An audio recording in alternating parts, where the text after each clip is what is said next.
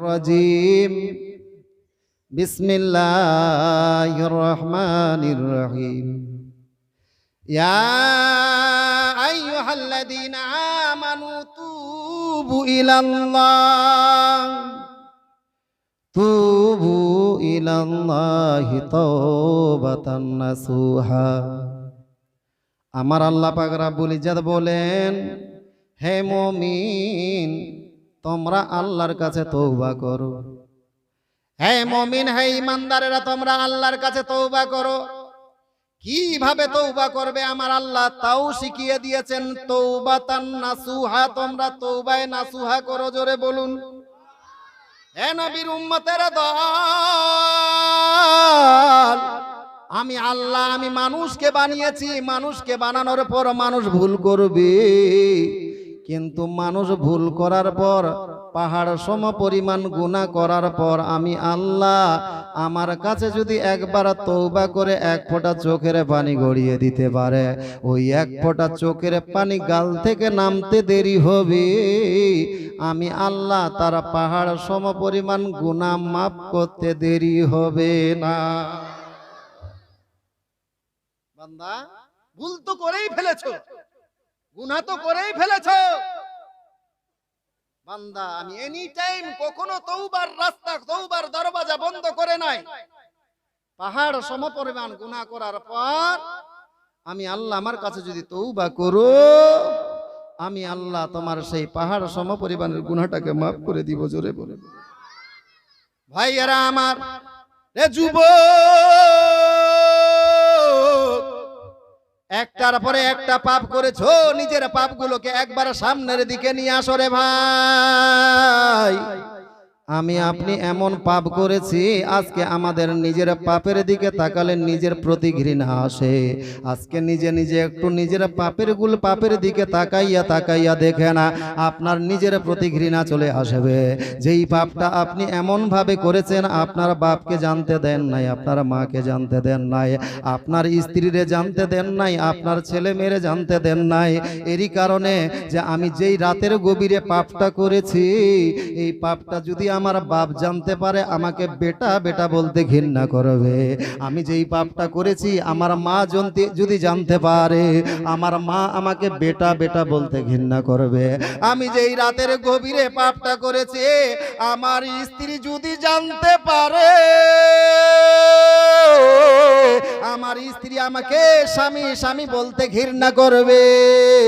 আমি যেই পাপটা করেছি, আমার আদরের ছোট ছোট ছেলে মেয়েরা যদি জানতে পারে, আমার আদরের সন্তানরা আমাকে আব্বু আব্বু বলতে ঘৃণা করবে, যে আমার আব্বু এত নোংরা মনের মানুষ এইভাবে পাপ করতে পারে।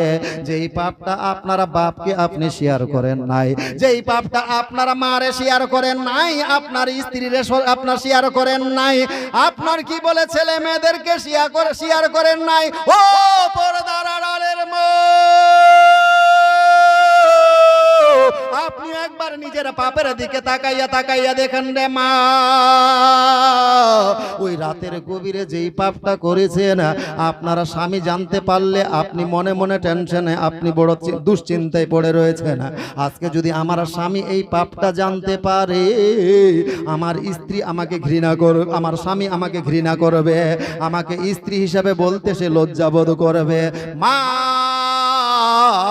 একটার পরে একটা পাপ করার পরও আপনার বাপ আপনার মা আপনাকে তাড়িয়ে দিবে, আপনার স্বামী তাড়িয়ে দিবে। আপনার পাপের খবর আপনার বাপ জানতে পারলে আপনাকে ঘৃণা করে তাড়িয়ে দিবে। আপনার মা জানতে পারলে আপনার মা আপনাকে তাড়িয়ে দিবে। আপনার স্বামী জানতে পারলে আপনার স্বামী আপনাকে বাড়ি থেকে তাড়িয়ে দিবে। আপনার স্ত্রী জানতে পারলে আপনাকে স্বামী বলতে ঘৃণা বলবে। আপনার ছেলে মেয়ে যদি জানতে পারে, আপনার ছেলে মেয়েরাও ঘৃণা করে আপনাকে তাড়িয়ে দিবে। কিন্তু আমার আল্লাহ কত দয়ালু, একটার পরে একটা পাপ করি, একটার পরে একটা পাপ করেছি, আমার আল্লাহ একটা বারও আমাদের উপরে রাগ করে না, একটা বারও আমাদের উপরে রাগ করে আমার আল্লাহ আসমানের ওই তওবার দরওয়াজা বন্ধ করে নাই। একটার পরে একটা পাপ করার পরও আমার আল্লাহ এনি টাইম আপনার কি বলে তওবার দরওয়াজা খোলা রেখেছে রে মুমিন। আমার আল্লাহ বলে রে বান্দা, একবার পাপ করার পরে আমি আল্লাহ আমাকে একবার আল্লাহ বলে ডাকবে, আমি আল্লাহ সঙ্গে সঙ্গে তোমার ডাকের সাড়া দিব। যেমনি ভাবে তুমি তওবা করবে, আমি আল্লাহ তোমার চোখ থেকে পানিটা নামতে দেরি, আমি আল্লাহ তোমার তওবা কবুল করে তোমার গুনাহ মাফ করতে দেরি হবে না। এই যুবক, এরকম জীবনে কার গুনাহ নাই? নিজের দিকে তাকাও, প্রত্যেকেরই জীবনের মধ্যে এইরকম কোনো না কোনো গুনাহ আছে যেটা আপনি বন্ধুকে শেয়ার করতে চান না, যেটা আপনার বাপকে জানতে দিতে চান না, আপনার মাকে জানতে দিতে চান না, আপনার স্ত্রীকে জানতে দেন না, আপনার ছেলে মেয়েকে জানতে দিতে চান না, কারণ সবাই আপনার থেকে নারাজ হবে। তো আমার আল্লাহ আপনার সেই পাপটা জানে কি জানে না? জানার পরেও আল্লাহ আপনার জন্য 3 বেলার জায়গায় কোনোদিন 1 বেলা রিজিক করেছে? রিজিকের দরওয়াজা বন্ধ করেছে? বন্ধ করে নাই। আমার আল্লাহ খুব দয়ালু। আমার আল্লাহ নিজের বান্দাকে এত ভালোবাসে, এত ভালোবাসে, ৭০টা মায়ের ভালোবাসা যদি একদিকে করা হয়, আমার আল্লাহর ভালোবাসা যদি একদিকে করা হয়, আমার আল্লাহর ভালোবাসাটাই ভারী হয়ে যাবে। জোরে বলুন। ৭০টা মা যেমন সন্তানকে ভালোবাসে, তার থেকে আমার আল্লাহ ৭০ গুণ বেশি নিজের বান্দাকে ভালোবাসে। জোরে বলুন। যুবক, এইভাবে নিজের বিগত জীবনের গুনাহগুলোকে সামনে রেখে আল্লাহর কাছে কেঁদে কেঁদে বলেন, পৃথিবী না জানো আমি তো জানি,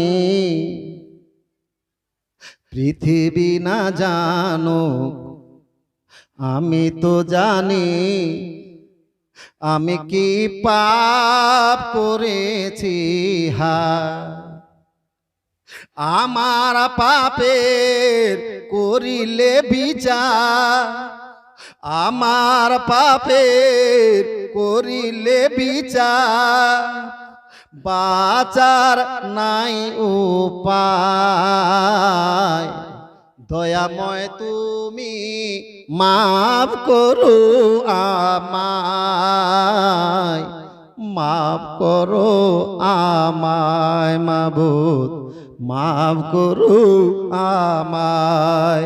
পৃথিবী না জানুক আমি তো জানি, পৃথিবী না জানুক আমি তো জানি, আমি কি পাপ করেছি হায়, আমার পাপের করিলে বিচার, আমার পাপের করিলে বিচার, বাঁচার নাই উপায়,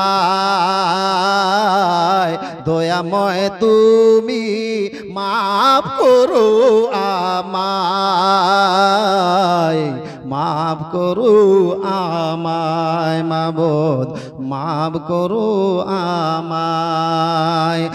পর্দার আড়ালের মা, আমার আল্লাহ পাক রব্বুল ইজ্জত নিজের বান্দা বান্দিকে এত ভালোবাসে, পৃথিবীর কেউ তারে ভালোবাসতে পারবে না। আমার আল্লাহ মায়া যেইভাবে করে আমাদেরকে, পৃথিবীর কেউ, আপনার কোনো মানুষ, আপনার বাপ আপনাকে অতটা মায়া করতে পারবে না, আপনার মা আপনারে অতটা ভালোবাসা দিতে পারবে না। আমার আল্লাহ আমাকে আপনাকে ভালোবেসে, আমার আল্লাহ দুনিয়াতে একটা নয় দুইটা নয় কত মখলুকাত তৈরি করেছে, বান্দা যেন চুল পরিবার কোনো কষ্ট না পায়, বান্দার যেন চলতে ফিরতে কোনো সমস্যা না হয়, যার জন্য আমার আল্লাহ পাক রব্বুল ইজ্জত সমস্ত নিয়ামত আমাদের জন্য ফ্রিতে করে দিয়েছে। আজকে দুনিয়ার সামান্য একটা নিয়ামত, দুনিয়ার কাউরো তৈরি করা নিয়ামত যদি আপনি ব্যবহার করেন, সেখানে পয়সা দিয়ে কিনতে হয়, টাকা দিয়ে কিনতে হয়, কিন্তু আমার আল্লাহ ফ্রিতে করে দিয়েছে। বলবেন মৌলানা কেমন করে?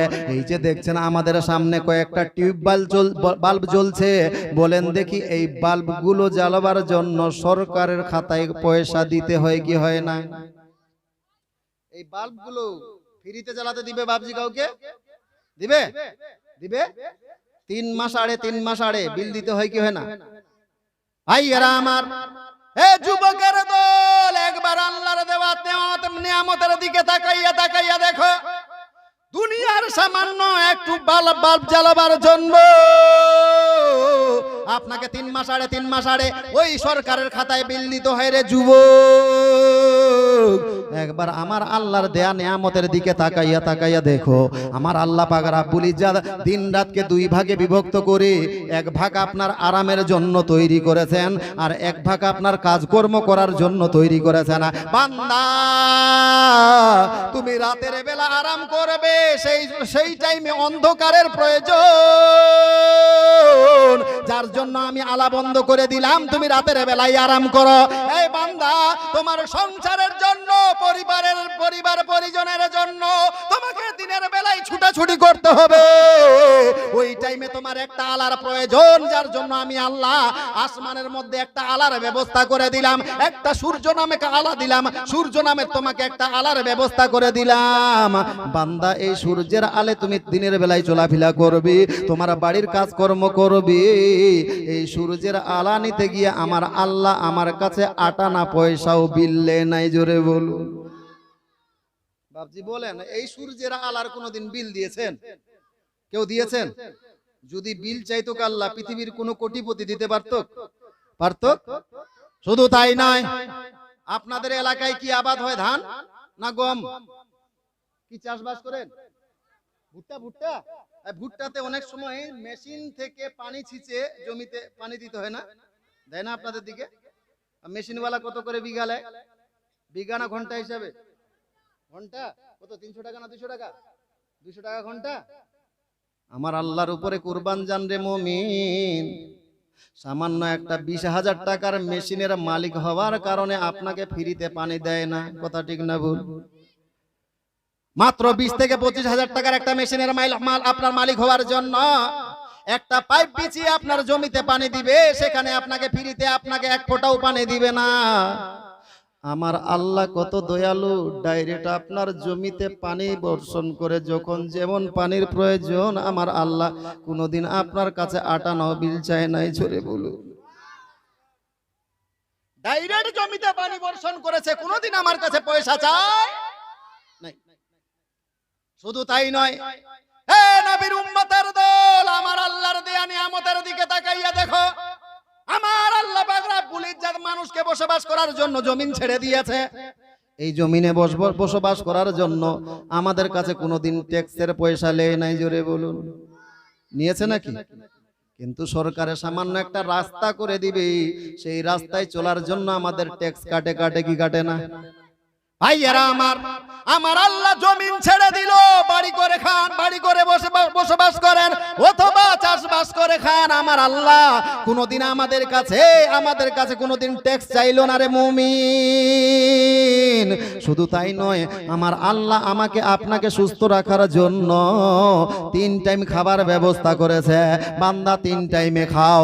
আমাদেরকে খাবার ব্যবস্থা করার জন্য আপনার গাছের মধ্যে ফলাদির ব্যবস্থা করে দিয়েছে।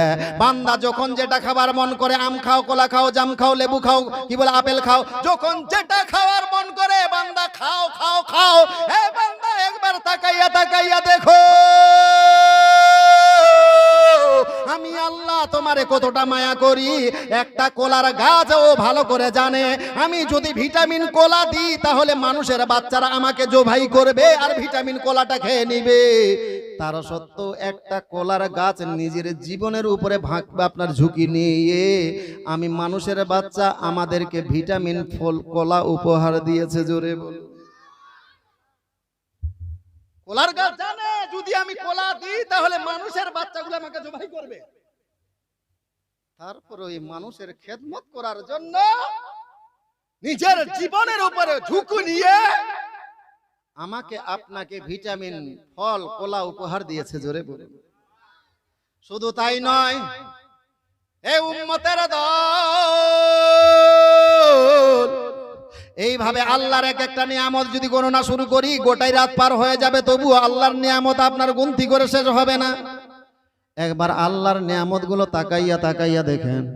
হে পর্দার আড়ালের মা, আপনি কেন ওইভাবে আল্লাহকে আপনার কি বলে আল্লাহর কি বলে নাফরমান বান্দি হয়ে গেলেন? আল্লাহরে কি করে ভুলে গেলেন? আমার আল্লাহর নিয়ামতগুলোর দিকে একবার তাকাইয়া তাকাইয়া দেখে না। আমরা এমন আপনার এমন মানুষ, আমরা এমন আল্লাহর তৈরি মানুষ, একটা মাসুম বাছুরের কাছ থেকে তার খাবারটা দুধটা আপনার কেড়ে খেয়েছি। একটা মাসুম বাচ্চা বাছুরকে 2 হাত 3 হাত দড়ি দিয়ে সারা রাত ধরে এইভাবে একটা পোয়ার সঙ্গে বেঁধে রেখেছি। মা ওই বাছুরটা মায়ের দিকে তাকাইয়া তাকাইয়া চোখের পানি ফেলে আর বলে, আম্মু আমার মনিব সেই সন্ধ্যাবেলায় আমাকে দড়ি দিয়ে বেঁধে রেখেছে, আমি ক্ষুধার জ্বালা সহ্য করতে পারি না, আমারে একটু দুগ্ধ দাও, আমারে একটু দুগ্ধ দাও। ওই বাছুরের মাটা মাথা হিলিয়ে বলে, না রে বাবা ধন, আমার কাছে দুগ্ধ চাইস না, আমি তোমারে দুগ্ধ দিতে পারবো না। ওই বাছুরটা বলে, মা কেন দিতে পারবেন না? আমাকে ধর সন্ধ্যাবেলায় সেই মনিব বেঁধে রেখেছে, সারা রাত গত হয়ে গেল, এক ফোঁটাও আমি দুগ্ধ পান করে নাই রে মা, আর ক্ষুধার জ্বালা সহ্য করতে পারি না রে মা, দাও দাও আমাকে একটু দুগ্ধ দাও। মা হিলিয়ে মাথা হিলিয়ে বলছে, না রে বাবা ধর না, আমার কাছে দুগ্ধ চাইস না, আমি তোমারে দুগ্ধ দিতে পারবো না। ওই বাছুরটা বলে, মা কেন দিবেন না? আমি তো খড় খাইতে জানি না, আমি তো ঘাসও খাইতে জানি না, আমি তো খড় খাইতে জানি না, ঘাস খাইতে জানি না, আমি আপনার দুগ্ধ খেয়েই তো বড় হব, আমি তো আপনার দুগ্ধ খেয়ে আমার পেট ভরাবো, আমাকে কেন দুগ্ধ খাইতে দিবেন না? মা উত্তরে বলছে, রে বাবা ধন তাহলে শুনো শোনো, আমি মা তোমাকে কেন দুগ্ধ দিব না? এই দুগ্ধতে যেহেতু তোমারই হক রয়েছে, তারপরও আমি মা তোমার কেন দুগ্ধ দিতে পারবো না? কারণ আমার আল্লাহ, আমার আল্লাহ আমাদেরকে মানুষের বাচ্চাদের খেদমতের জন্য তৈরি করেছে, আদমের সন্তানের খেদমতের জন্য তৈরি করেছে। যতক্ষণ পর্যন্ত ওই মানুষের বাচ্চাগুলো, আদমের সন্তানেরা আমার দুগ্ধটাকে দহন করে তাদের পেটে না দিয়েছে,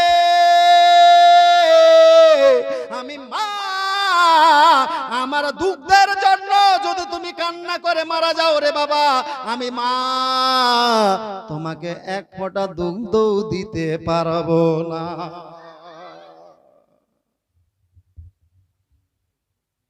যতক্ষণ পর্যন্ত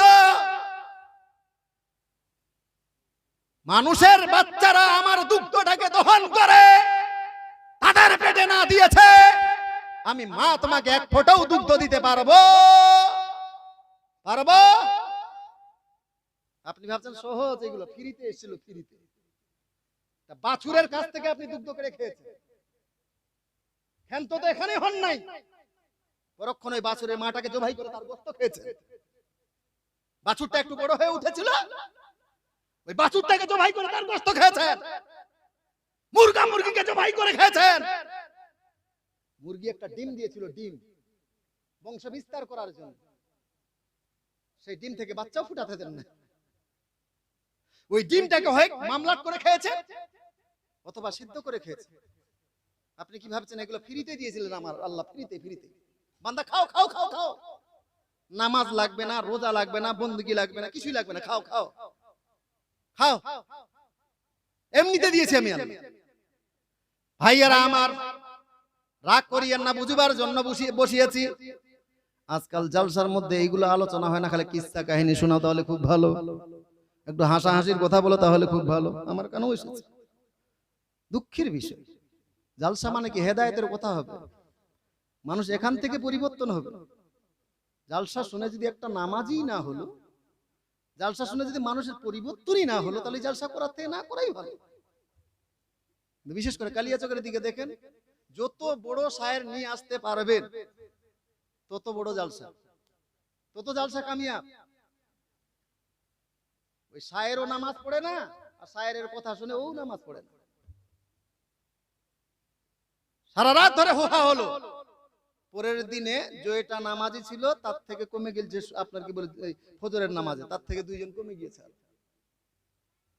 আফসোসের বিষয়, এটাকে হাসি মজাকের জায়গা বানিয়ে দিয়েছি আমরা মুসলমান। হাসি মজাকের জায়গা এটা নয়। এখান থেকে আমরা ইলম শিক্ষা অর্জন করব।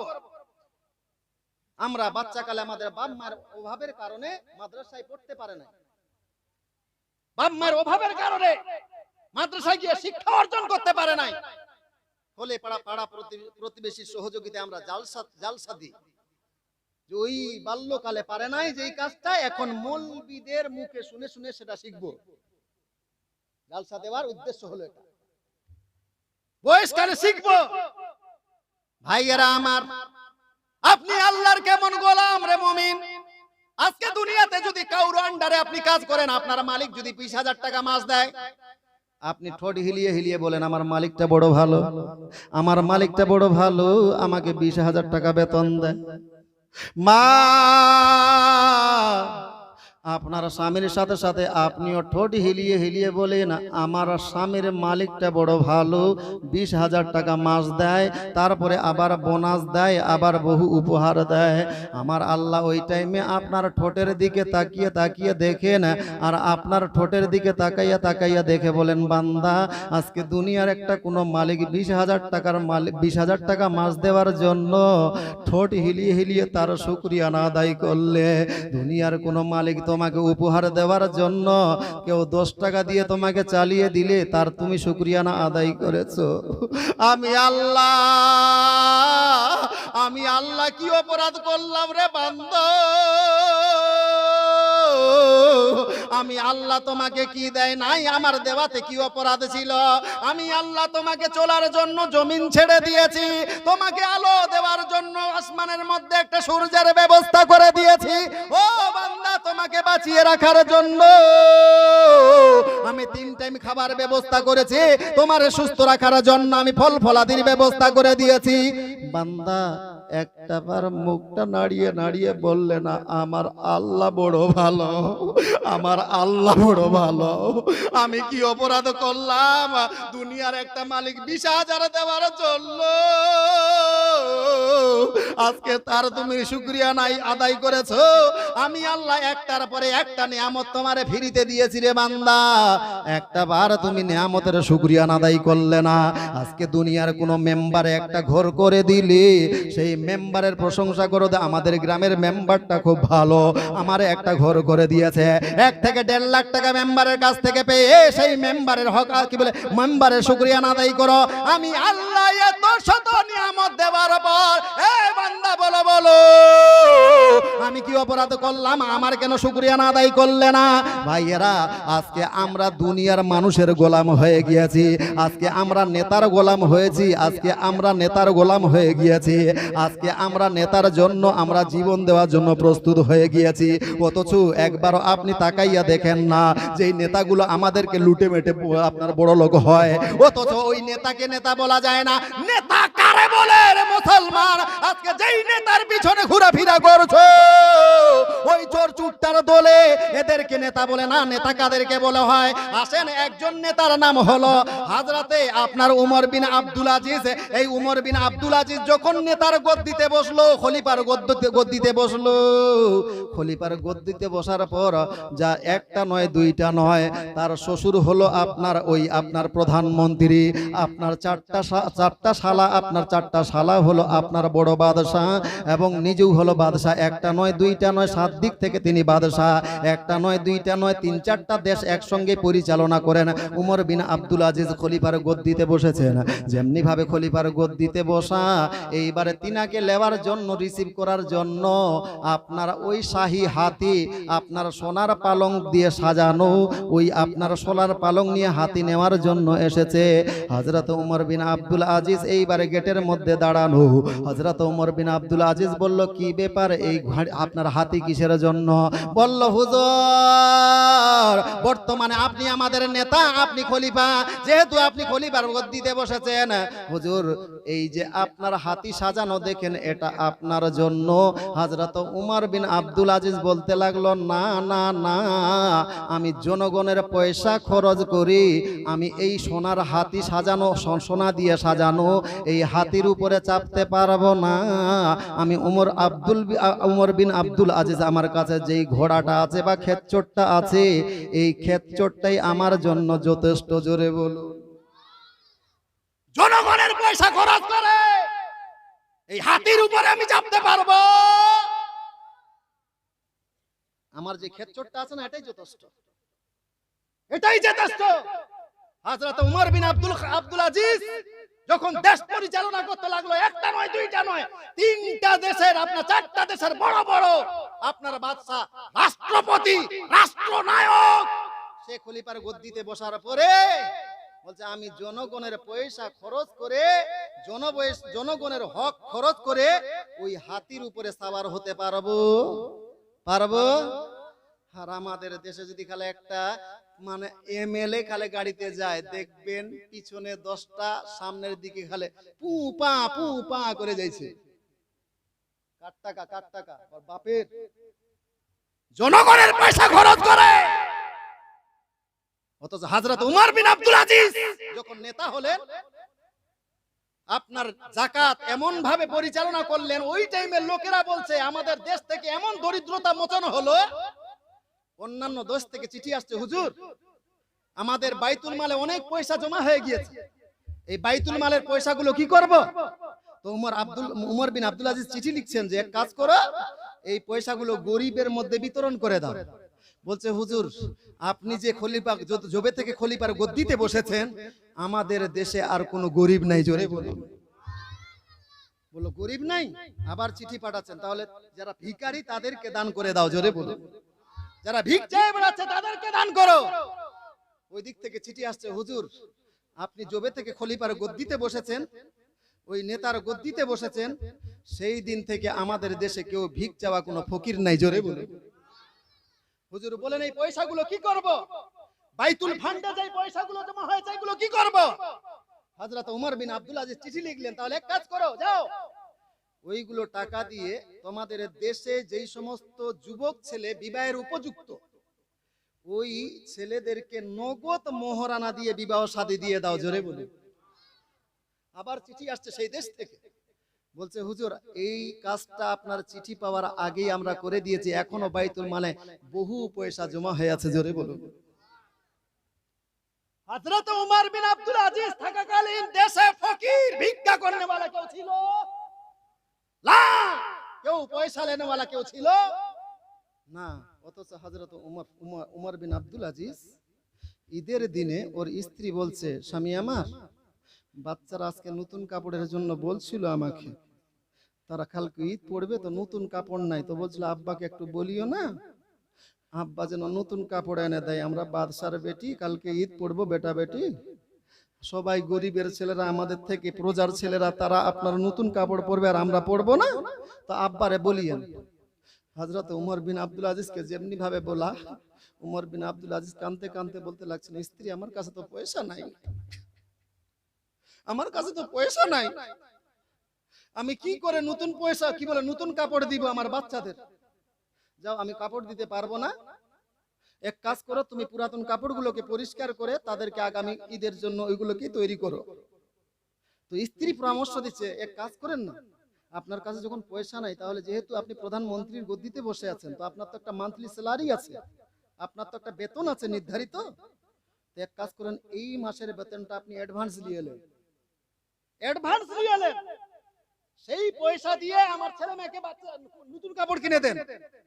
নেতা কিভাবে হতো শুনেন। হযরত উমর বিন আব্দুল আজিজ বলল, হ্যাঁ স্ত্রী, এবার তুমি ভালো পরামর্শ দিয়েছো, এই পরামর্শ আমি গ্রহণ করলাম তোমার কাছে।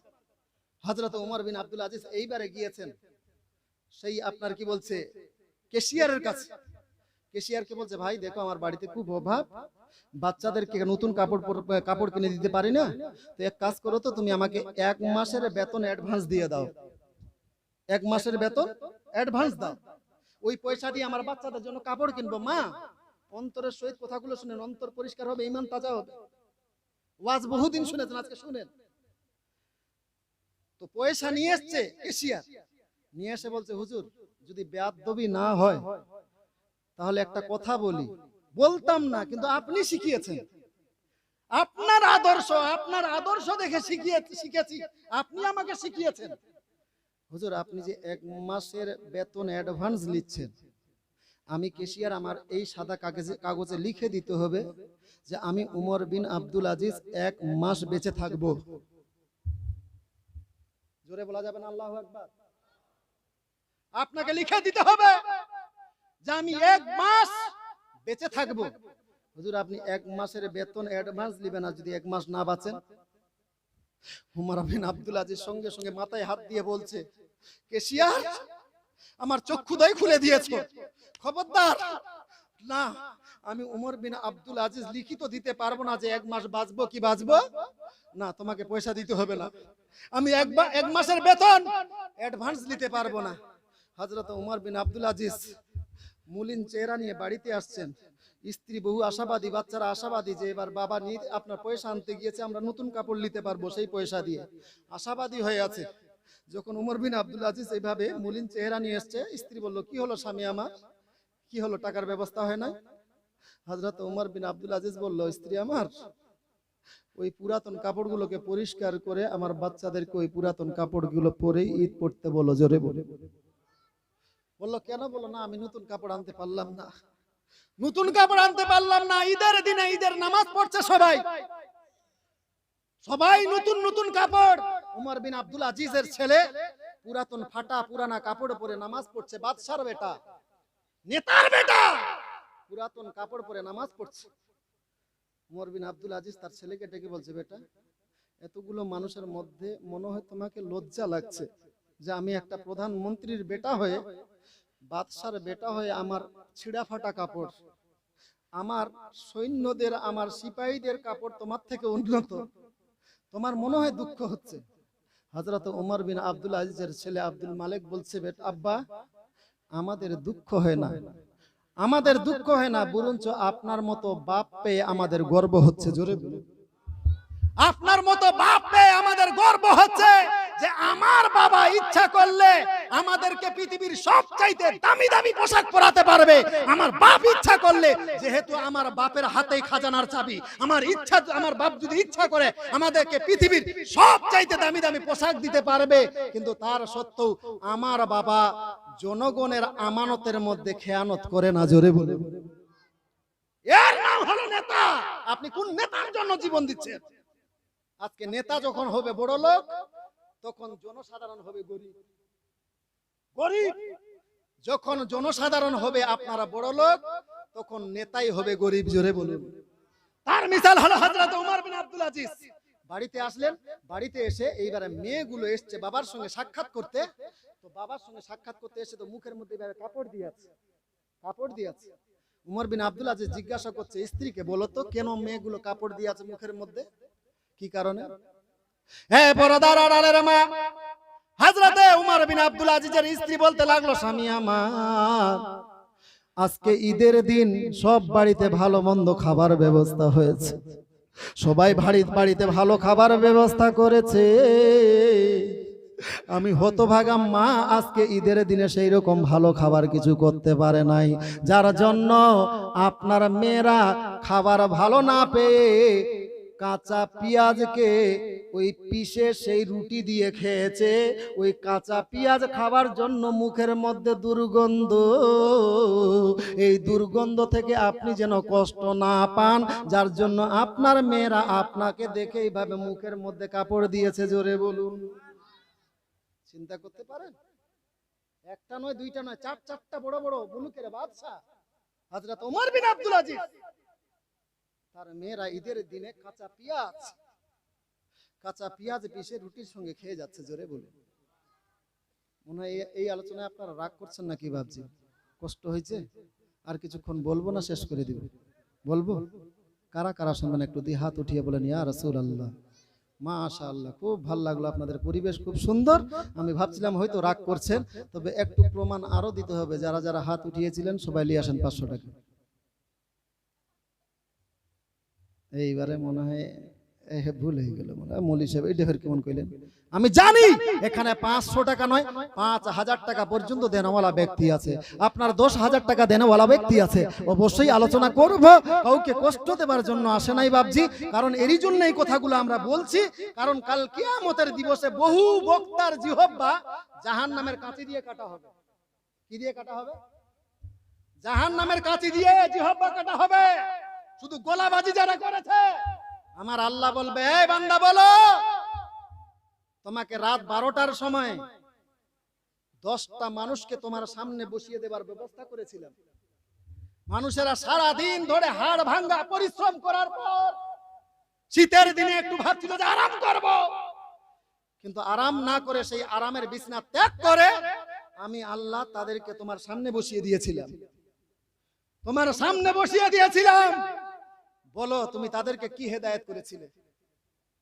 কি হেদায়েত করিয়েছিলে শুধু গলা বাজিয়েছিলে যদি সেই দিন কোনো হেদায়েতের কথা না বলতে পারে সেই সমস্ত বক্তাদের জিহ্বা জাহান্নামের কাঁচি দিয়ে কাটা হবে এরই জন্য হেদায়েতের জন্য কয়েকটা কথা বললাম আপজি রাগ করিয়েন না আরো সামনের দিকে আলোচনা করব তবে বলছিলাম মেহফিলের মধ্যে নাই কোনো বাপজি একজন বা কোনো যুবক যে অত্যন্ত ভালোবাসে আপনাদের মৌলানাদেরকে এবং কি বলে আমার রাসূলের মহব্বতে মাত্র 500 টাকা একজন নয় এই মেহফিলের মধ্যে আমি যুবকদের মধ্যে কমপক্ষে 10 জনের কাছ থেকে 500 টাকা নিব আর বর্তমানে মহিলাদের দিকে পয়সার কোনো অভাব নাই তবে মা বোনদের মধ্যেও আমি মাত্র কি বলে 10 জনের কাছ থেকে 500 টাকা করে নিব মাত্র 500 টাকা 5 জনের কাছ থেকে 1000 টাকা করে 1000 টাকা করে নিব 2 জনের কাছ থেকে 2000 টাকা করে নিব আর একজনের কাছ থেকে যদি দেনওয়ালা থাকে মাত্র 5000 টাকা একজনের কাছ থেকে তবে অত্যন্ত বিনয়ের সহিত বলবো আল্লাহ যাদেরকে সম্পদ দিয়েছে যারা 10,000 5,000 টাকা দিতে পারবেন খবরদার 2000 টাকার খাতায় নাম লিখাইয়েন না যারা 2000 টাকা দিতে পারবেন খবরদার উনি 5000 টাকার আপনি 500 টাকার খাতায় নাম লিখাইয়েন না যারা 500 টাকা দিতে পারবেন তারা 100-200 টাকা দিয়েন না এই যে দেখেন আমি চেয়েছিলাম 10টা কলম হয়েছে টাকার আপনার মা আপনার নাম কি বদরুদ্দিন ভাই সাহেবের মা সুবহানাল্লাহ 500 টাকার দাতা নারায়ে তাকবীর নারায়ে রিসালাত বদরুদ্দিনের মা 500 টাকার দাতা জোরে বলুন জিন্দাবাদ আর মথাবাড়ি থেকে রফিকুলের ছেলে 500 তাহলে পুরুষদের দিক থেকে একটা মহিলাদের দিক থেকে একটা আপনার নাম বাবজি মালিক মন্ডল বাড়ি কোথায় তোমার এক বান্দি শেতাব মারহুম শেতাবের স্ত্রী 500 টাকা দান করেছে হে দুনিয়ার মালিক আমার মা হয়তো আজকে মেহফিলের মধ্যে তাকাইয়া দেখেছেন এই জালসার মধ্যে অনেকেরই স্বামী জালসা শোনার জন্য এসেছে ওই মায়ের যদি স্বামী বেঁচে থাকতো না জানি ওই মায়েরও স্বামীও হয়তো জালসা শোনার জন্য আসতো গো ইয়া আল্লাহ স্বামী হারা স্ত্রী স্বামীর জন্য 500 টাকা দান করেছে দয়া করে মেহেরবানি করে এই দান তোমার দরবারে কবুল করে তিনারা স্বামীর কবরে আযাবকে মাফ করে দিয়ে চিরতরে জান্নাতবাসী করিও আল্লাহুম্মা